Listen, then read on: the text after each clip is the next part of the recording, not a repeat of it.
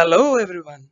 Welcome to yet another episode of Knowledge Series from TechFlix. Here's your host, Vaishak, and looking forward to explain a little bit about CI and CD, continuous integration and continuous deployment. Let's go ahead and see what it means. So here's our agenda. We'll look at what continuous integration and continuous deployment actually means. What makes it good to implement CI and CD in our day-to-day software development activities. How do we get there? And last and not the least, business benefits of all of it explained so that each and every business leaders and software architects who are looking at this video can make an understanding of why you should implement in your organization. So let's see what is CI and CD. Continuous integration. So let me explain what actually like where the CI and CD concepts actually come from. It's something called as DevOps. So DevOps is actually development plus operations. So earlier there was a system in which there was different silos of developers. Then we had a set of testers. Then we had a set of people who were only looking at operations and all.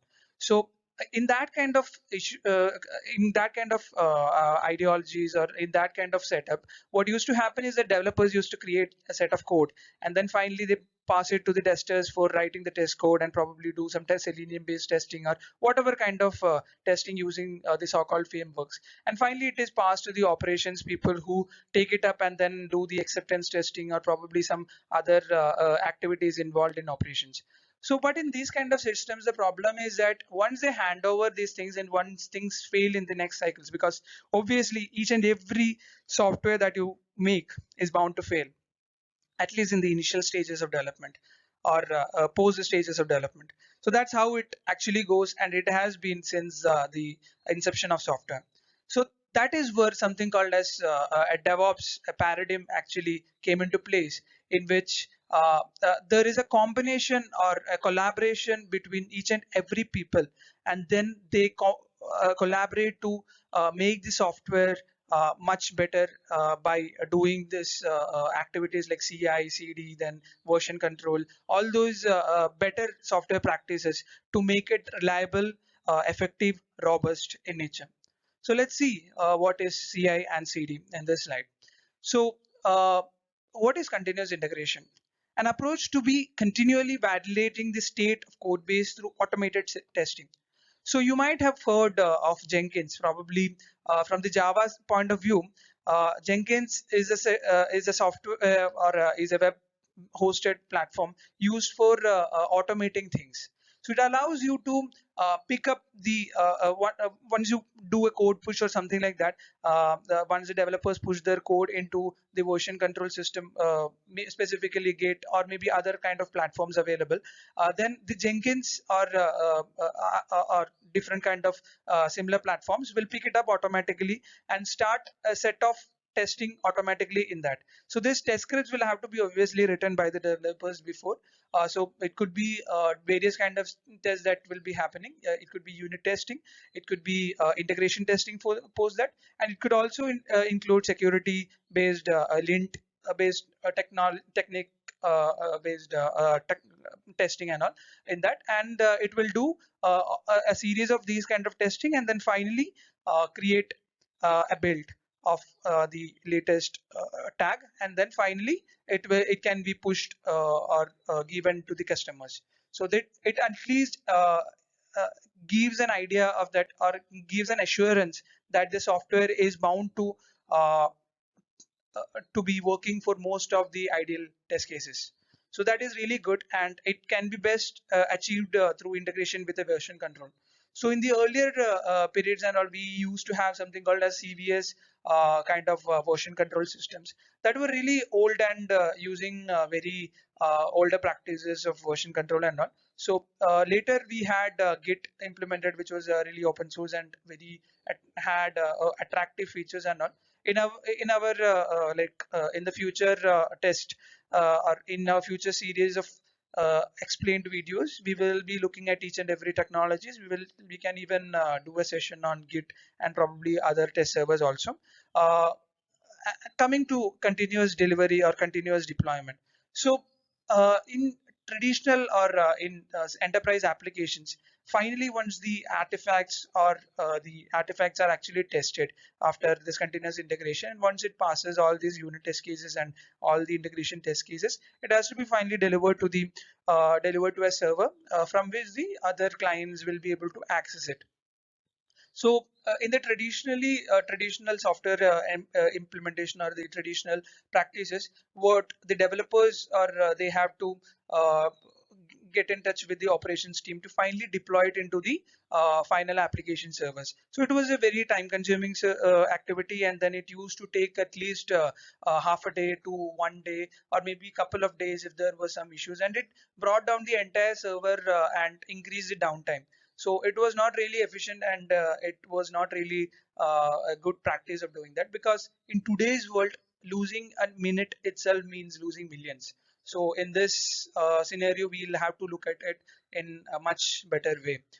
So continuous delivery or continuous deployment is an approach in which we regularly or automatically it will deploy to the artifacts to each and every servers or maybe cloud that will successfully pass the CI phase to ensure the confidence around the deployment. So once this entire continuous integration, continuous deployment is set up in a enterprise world or an enterprise company, it can assure that all these difficult practices or difficult things that we tend to that we where we tend to lose a lot of time and it generally brings a lot of downtime. That is where we can actually improve the uh, software development lifecycle. So now that we have talked about the definitions of continuous integration and continuous deployment, let's understand the difference between delivery and deployment. Okay. And before going to that, we have to also see what is the common goals that all these three activities have, right? So these are all kind of vectors that have the same direction but has a different magnitude. So the thing is that everything is actually implemented to achieve the same goal. The final goal is actually the same, that we have to achieve a robust and a much reliable software that can be delivered to the customer, so that there is less downtime, there is not much of issue that is caused to the clients and all. Because if the software doesn't work properly even after this much testing and all those things, it can cost our customers and it can cause billions of dollars, right? So that is where this investment comes into picture, and where the investment actually becomes a boon for all of us.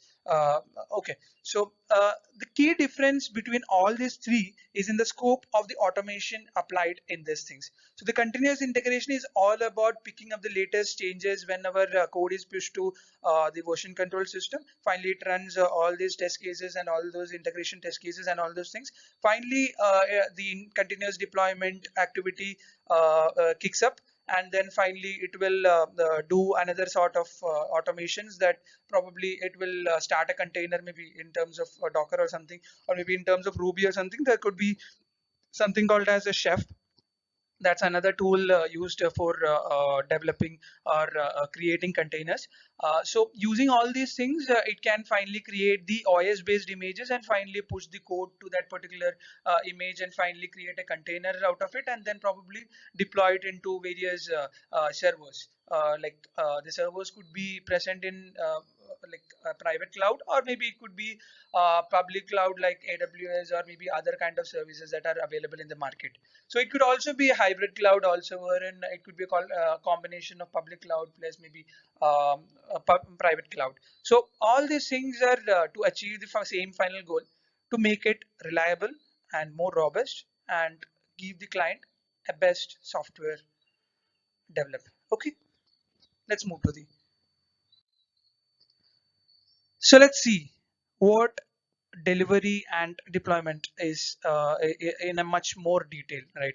So continuous delivery is actually to prepare and track a release to the production. So how do we track a release to the production? By making tags, right? So in Git, there is a terminology to something called as tags. Tags is used to specify a particular commit that is actually pushed to version control, so that we can, it is not going to create a new commit or something like that. Once we make a commit, we can just give a name to that particular commit, so that it is very easily to track that particular thing and all in later stages also. So the desired outcome is that anyone with the sufficient privileges to deploy a new release can do so at any time in one or a few clicks. One of the most interesting, or the one of the biggest philosophy regarding DevOps is that we whatever things or whatever practices that we tend to make a lot of mistakes, or that we tend to feel that it is very difficult, or it takes a lot of unpredictable aspects into consideration, we have to do it as frequent as possible. So that is what we are trying to achieve using this entire automation practice.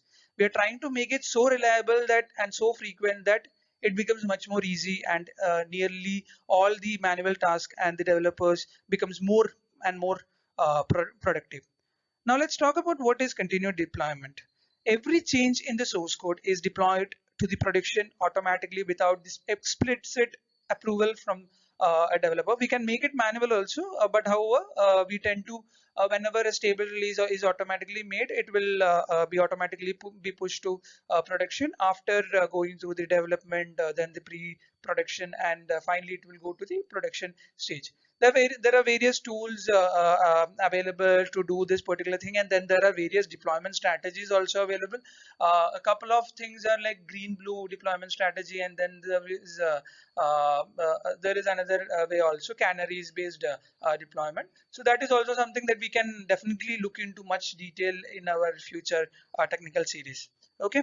So as long as it passes this entire quality controls, only it goes to the final deployment, because we don't want an application which fails even a single test case to be deployed to the production, right? So what does actually good look like? We are saying that we want the best, or it has to pass these most and every test cases. See, even after doing or passing these test cases also, softwares are bound to fail.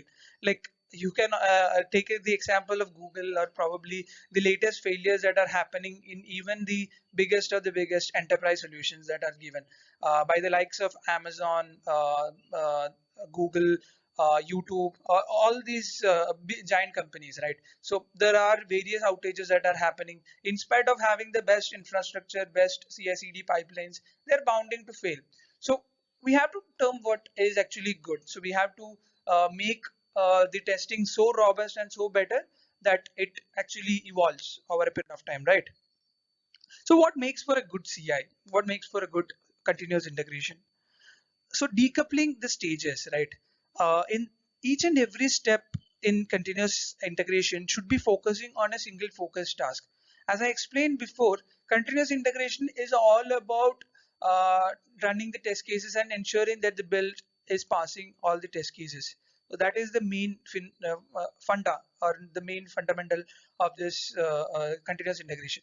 So let me tell maybe a few of the things. We will definitely go in detail in the in our conversation, but I'll just explain what are the basic steps that we will do in continuous integration. Some of them are like automatically picking up when there is a push that is happening to the remote remote repository, and finally once that is done, then executing each and every unit cases. Probably it could execute the unit cases for Java, that is actually JUnit test cases, and then if there is a UI framework involved, then probably maybe Jest, or maybe the Jasmine test cases could be run with a headless browser. So that is all possible. And finally, once that is done, then we could definitely run the integration test cases. Once that is passed, then we can definitely go through some frameworks like uh, there are various security based testing frameworks that are available that will look at linting based technologies, and finally do or flag some unwanted security practices that are involved in the code. So each and every step in the continuous integration should do a single focus task, and if there is a log also available after the single build to ensure that what all things have been done in that, and then what are the cases that it has passed, it will be a good review for the even the managers. So that is also a good way of designing CI. So then what is repeatable, or what are the uh, uh, repetitive practices that we actually have to do in CI, right? So it's actually be automated in such a way that that is actually consistently repeatable. So tooling should be working for local developers too. Local or remote parity based consistency should be available in that. So what I'm trying to say is that it should actually work for the local developers also. It should actually be able to be tested in even in the likes of the local development machines also, as well as that it should be easy to set up in a remote desktop also. So picking up the right tools is very important, and then fail fast. So that is another core philosophy of DevOps. Trying to understand what is the failures and fail the application, like identifying the trouble firsthand is one of the important thing that we have to do in continuous integration. That should be one of the core philosophy also that we have to. So it's a very interesting diagram, right? So you can see this tortoise and this habit and this increasing number of dollars, and then it started with cents, and then it is increasing the dollars and all. So probably you might have an idea of what actually this means, probably, right? And you can also see that the unit that which is actually written, the unit test cases which is written, is having the bigger proportion, and then we have the service layer that is actually much more reduced, and then UI is having a much more lesser significant proportion, right? So if you want to get serious about this automated test for your software, there is one key concept that you should really know about. This is something called as the test pyramid, right? So Mike Cohn, a guy, came up with this concept in his book, Succeeding with Agile. It's a great visual metaphor telling you to think about the different layers of testing. It also tells you how much testing to do on each and every layer. So as you go up, right, it becomes like it says that there is more number of integration that we have to do, and in the as you go down in the unit test cases and all, there should be more isolation. And one more other thing is that the unit test cases should be as faster as possible, and then the as you go up, the it should be more slower, or it should generally be like very few number of test cases should only be covered. So unfortunately, the problem is that unfortunately the concept of the test pyramid falls a little short if you take a closer look. Some argue that either the naming or some conceptual concepts of this test pyramid are not really ideal, and I have to agree. From a modern point of view, the test pyramid seems overly simplistic and therefore can be a little misleading. Still, due to its simplicity, the essence of the test pyramid serves a good rule of thumb when it comes to establishing your own test suite. Your best bet is to remember two things from this test pyramid. So write tests with different granularity. So it should be like more granular in the unit test cases, and then as you go up in the more number of integration test cases are in the from the UI side. If you do some kind of automated testing, it should be as less as possible. So very few high level test cases should only be there, and that can actually test your application from end to end, right? So what makes for a good CD? What makes for a good continuous delivery or continuous deployment? So we have to design this entire system with in mind, covering various aspects. So cover as many parts of the deployment as possible. Don't leave anything for chance, right? Because anything could fail, and maybe a single component could be acting as the destructive element for the entire applications. And most of you actually start an application with monolithic application, and probably by the time by this time probably the CI/CD and CD has actually gone more popular. Most of you have not even adopted this CI/CD pipelines, and probably your monolithic application has become so huge and so complex that it is very difficult to decouple things also, right? So it could be really difficult if you had not started with the unit test cases or maybe integration test cases for that sake. But when you're planning for good CD, you have to uh, think of redesigning the system also a little bit, right? We have to think about the application. You have to think about the infrastructure that you're going to use, the containers or those things and those kind of things, and the configuration or the data, right? And we have to improve or make the pipeline designed in such a way that it continually increases the confidence as you move towards the production. And one another thing that you have to make, or maybe one of the core important thing that you have to look forward, is something called as globally unique versions.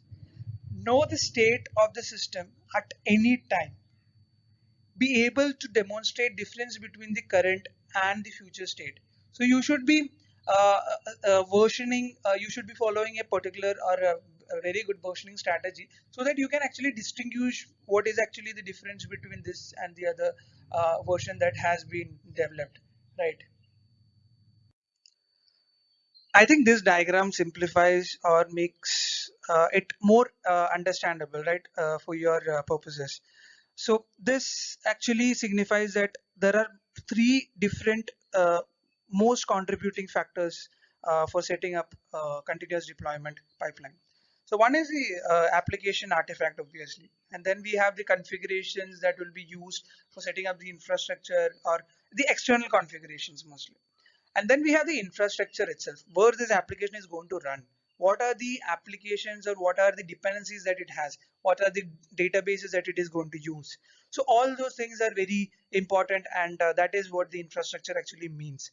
So setting up these things, it's better to use something called as containers, or probably using like various implementations of containers are there available in the market. Like for example, Docker is there, then we have the Chef.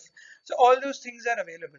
So making use of these containers, it actually ensures that once the image is created and finally a container is started and it's working in one of your local environment, it is bound to, or it is assured to work, that it will work in a different platform also. That is the best or the one of the core contributing benefits of Docker and container. So we will definitely talk about Docker and the various container implementations. We'll definitely go into containers and container orchestrations in our future explained videos. So guys, please look forward for that. Okay. And we have this different stages also of this pipeline, like the development pipeline is there, then we have the pre-prod pipeline, and then finally we have the production. So all these things should ensure that different type of say, test cases, then acceptance test cases are all fired, and then finally it is actually mimicking the production as much as possible, and the data or the amount of complexity or the amount of uh, storage that it requires, the amount of load that happens in the production, maximum it you try to mimic in this kind of pipelines also as much as possible. So it will actually help you understand whether the product build is reliable or not. All right, so let's move to the next one. So here we are going to talk about how we are actually bringing both the continuous integration and continuous deployment together, right? So let me say, the ideal scenario would be after implementing the CI and CD, what happens is going to be like complete magic. Okay. So what is going to happen is that developer probably takes the code and then makes some changes, finally adds it to the staging area, finally makes a commit to that, and then finally pushes to the remote repository, makes a tag of that latest commit, releases a new one, and a CI. I'm going to take an example of Jenkins. Jenkins automatically picks up that change. It will start running the test cases on that, and finally the build is created. Once the build is created, finally it will transfer the control to the continuous delivery or the deployment pipeline. That will pick the deployment artifacts which are available, makes its own testing and all those things, creates a container out of it, and copies the artifacts setups the application and makes it running, and finally it will also run another round of test, maybe do some loading or maybe performance based testings on those things, and maybe do some security based testing also on those things, and finally we know that the deployment is good and reliable, it moves to production. So this diagram actually simplifies or explains whatever I just said. All the functional test, everything is running, and then finally there will be a manual testing also involved from the user acceptance team, or probably from the internal team, who will be looking forward for doing this user acceptance testing. It could be maybe functional requirement testing or maybe non-functional requirement testing, whether it satisfies the requirements or not, and it is deployed to the production. Okay. So let's see how to track the confidence, right? Where do we start? How do we know we are actually progressing or not? So how do we keep a track of this entire activity that we are doing this? See, I'm saying and I'm taking this much effort to explain all these things because managers or the software architects who are actually in power, or the leaders in the software enterprises, they have to understand this is actually worth it, because it takes maybe a year or so to set this entire CI and CD pipeline actually running and make it reliable itself as a system. So whether it is worth it, whether it is worth for the amount of manual labor involved, and whether it is effective for the cost involved. So let us talk about the CI/CD pipeline maturity metrics, and we can talk about the confidence map on a day-to-day basis. So here various applications available on the services, and then there are various custodians for each and every applications. And you can also see the various metrics for each and every pipelines, like for the development and the deployment and the validations. So each and every there are various features also available to and the various metrics available to allocate the confidence and the understanding of that particular metric in connection to that particular maturity pipeline, right? So here we have this pipeline as code. Here we have the PRs, the push pull request, and then the fail fast metric is then we have the unit test. The metric is there, which actually shows whether these things have passed or not. So to talk about these things, like you can actually understand whether from these things, with this question mark actually means that it is not applicable for this particular the application in connection, but we are mostly concerned about the tick marks and the cross marks. So this actually is a better way of establishing whether that metric is available and the confidence of that particular metric we are discussing. Okay. So we are following something called as a shifting to left ideology in terms of unit testing or other test practices. So shift left is actually saying that whatever test cases or whatever process that we tend to do in the traditional software development that we used to do later after the development or the deployment, we are trying to do all those things in the initial stages itself. We are trying to move all these things in the initial stages, and we are trying to do something called as a fail fast strategy. So we are trying to understand what all things are actually failing in the initial stages itself, so that finally we are getting a reliable and a better robust code, right? So one other key factors that you have to keep in mind while designing these unit test cases is that it should be easy to run. So even it should be easy to run in the local environment as much as it is easy to run in a remote environment like in Jenkins server or something like that. And to run them locally, you have to invest in a very good quality IDE support. So I myself have been a Java backend developer myself for the last 3 to 4 years. And so far I have experience in both JetBrains Net IDE, as well as I do have experience in Eclipse also. But I'll definitely suggest using JetBrains IDE because it is much more reliable and it is much more faster. Though Eclipse is actually one of the open source edition and all, and there are like tons of features pushed into it. It's not a very good integration of these features which is available in Eclipse. It actually slows up the entire development process, and it's not the tool that I'll definitely recommend. So you can definitely go and check out the JetBrains IDE. The community edition is more than enough. That is fine.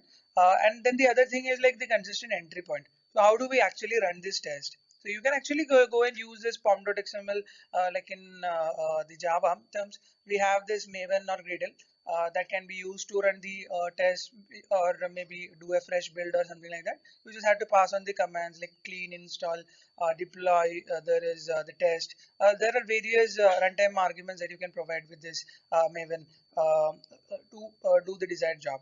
And let's see what is failing fast, right? So code inspection and code coverage is the most important thing that you have to actually keep in mind while development. So during the development itself, I would suggest that use or invest in some code linting tools. Like for example, in Java development, there is something called as SonarLint and all, which is actually available in the IDE itself, and that will definitely help you understand what are the best practices to follow. It will give you suggestions as you code, right? So that is a really good tool. It is built on top of various regular expressions and various security practices. And there are security oriented tools also available that also you can relatively use during the code development itself. So all these things actually helps you fail fast and understand what is the best case scenario rather than doing it after the development and all right. And also invest in some good tutorials or courses to understand what are the best practices. Invest some time in writing the comments, make it a unit testable code, etc. Right? And then we have the code coverage also.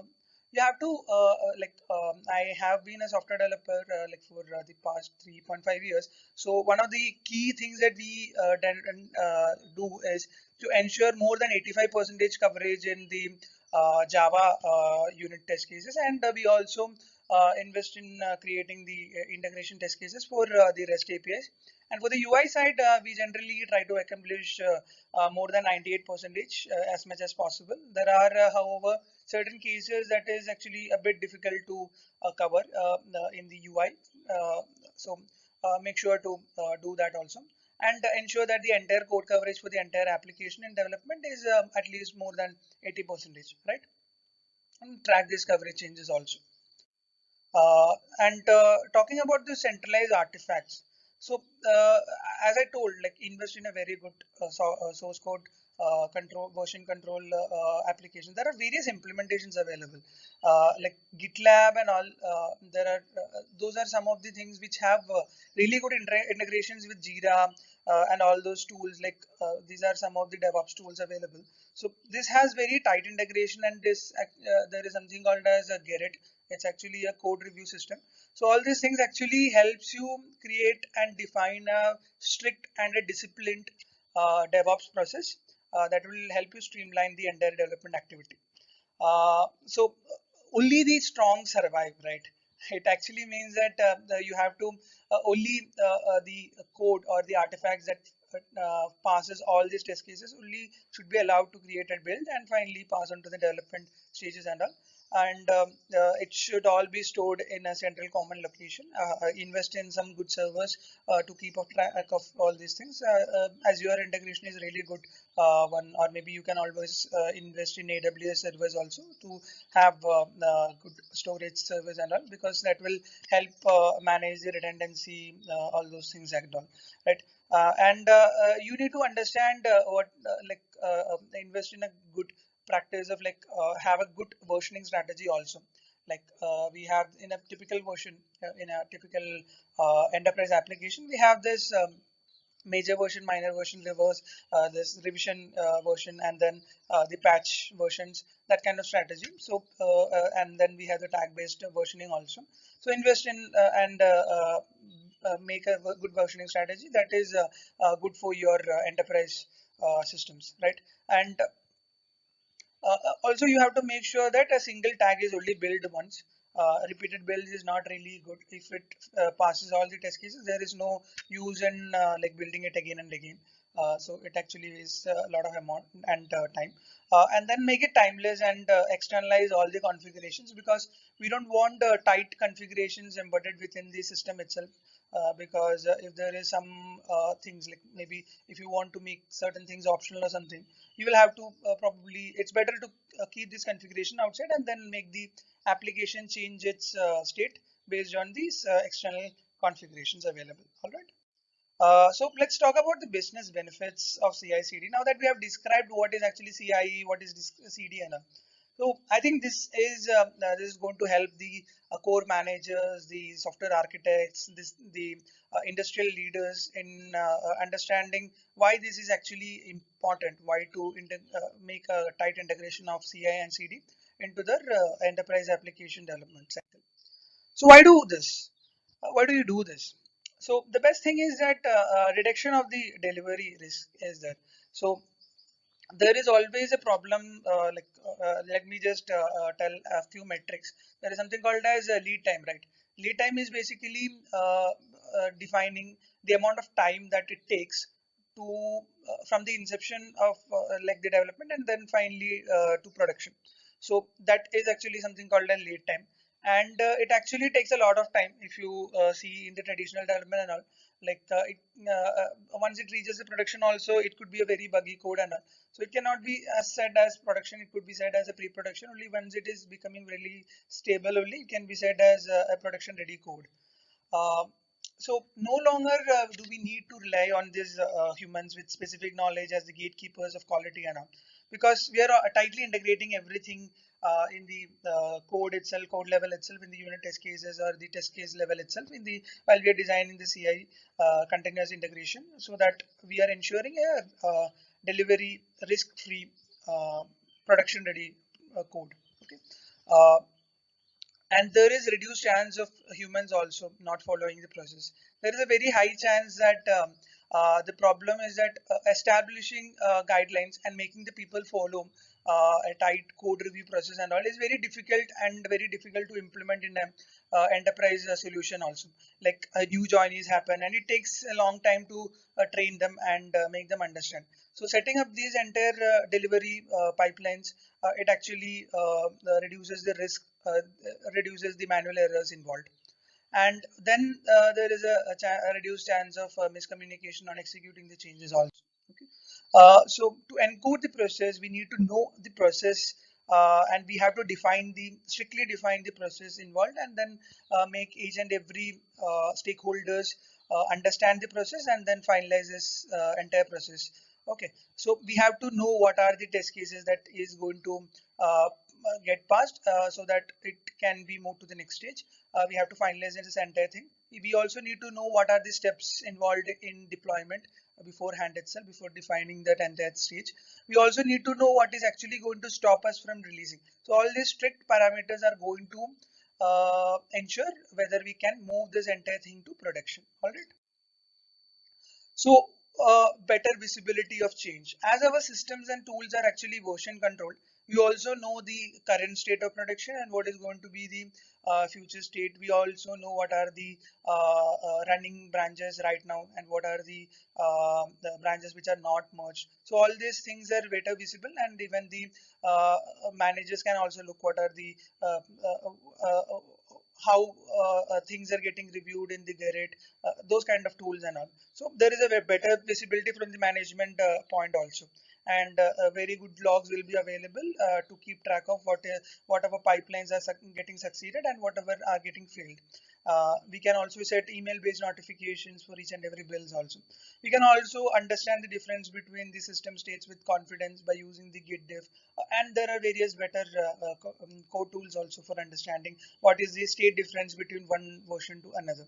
This also opens up more avenues for review, as well as increase the audit compliance, where as well as code quality, as well as quality assurance, and also security compliance, right? So this is all very good in terms of business benefits. This also increases the efficiency. This increases the delivery options. This also increases the robustness and reliability. This enables us to deliver the things with reduced effort. Of course, there is a very high manual efforts involved in developing this and setting up this CI and CD. But once that entire thing is done and clear, it actually reduces our effort to deliver the things. and this also leads us to deploy the changes more frequently as soon as possible. There are some enterprise applications which is not really open to public, which is something like an installable artifact and all. Of course, the processes will be different for them. So make sure to take the things under consideration for that. And I hope that the architects can plan the things better for those kind of scenarios. This also leads to getting the feedback faster, also enables us to experiment easier, leads to smaller batch sizes, leads to increased flow of the entire system. All right. Now, talking about this enhanced learning from this failure, right? We know, like when we have an issue or a failure, we need to write a test to cover it. So this is an ever-evolving activity, and as and when we face new issues and all, better to write the test cases for that. This will actually ensure that the regression test cases are also getting evolved. This test gets added to our suite, and there in certain companies and all, there is something called as a sanity suite, then there is a smoke suite. So all this various, then there is a security compliance suite. So all these things are available, and it gets executed in a very streamlined pipeline fashion. And this decreases our risk of this issue occurring again and again. Because one of the key the problem that is actually happening, and I myself has faced in some of the work that I've done in my past, is that once a particular issue is raised and flagged, and even if it was fixed in one of the build, later that issue is again popping up and shown gone to the and raised by the client again. This is actually a very bad thing to happen in software setup, and then this actually reduces the customer confidence also. So make sure to update this test suits as soon as possible. So thank you all to so definitely like, subscribe, and definitely press that bell icon. So that is actually it's one of the first explain series that is going to come, and soon you're going to see a lot of videos covering up CI/CD and various exciting software technologies available in the market. Thank you so much.